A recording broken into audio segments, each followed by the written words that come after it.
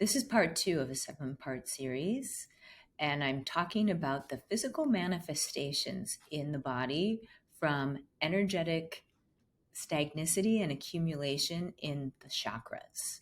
So today we're going to talk about the second chakra.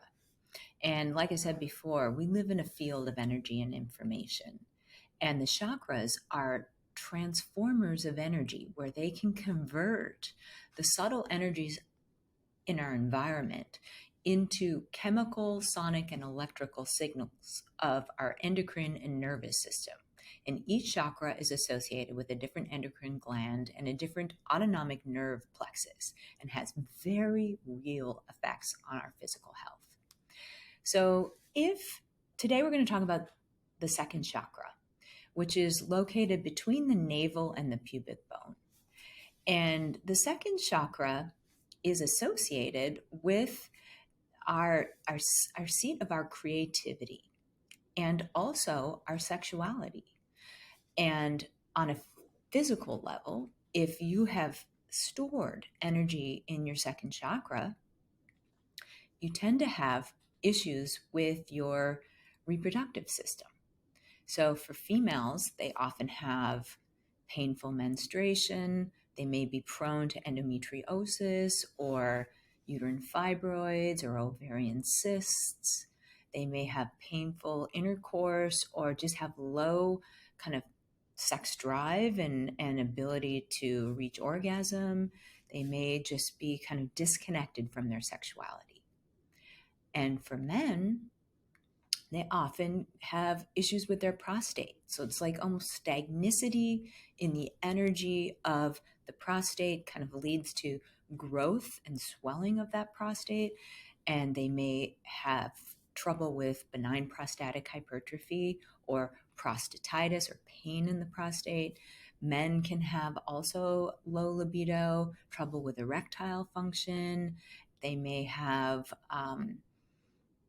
urinary tract issues, pain with urination, epididymitis, or kind of like pain in a testicle. So if you have any of these issues, you want to look at an energetic basis, think about holding energy in your second chakra.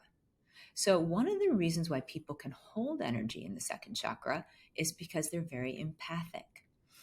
And empaths pick up on energy of other people. And not only do they pick up on it, they tend to feel it, and oftentimes they feel it in their second chakra. Sometimes you don't know where you're feeling something. Well, it's very common if you tune in that you're sensing and feeling other people's emotions in your second chakra. And that's not ideal. Empaths can actually learn how to tune into what other people are feeling by just sensing it and not actually physically feeling it. And that's actually a much healthier way to go. Other people can have stuck issues in their second chakra because of kind of violations that are of a sexual nature. Maybe they had sexual abuse as a child, or just kind of inappropriate experiences with others. Maybe they were raped, or maybe someone was manipulative with them sexually.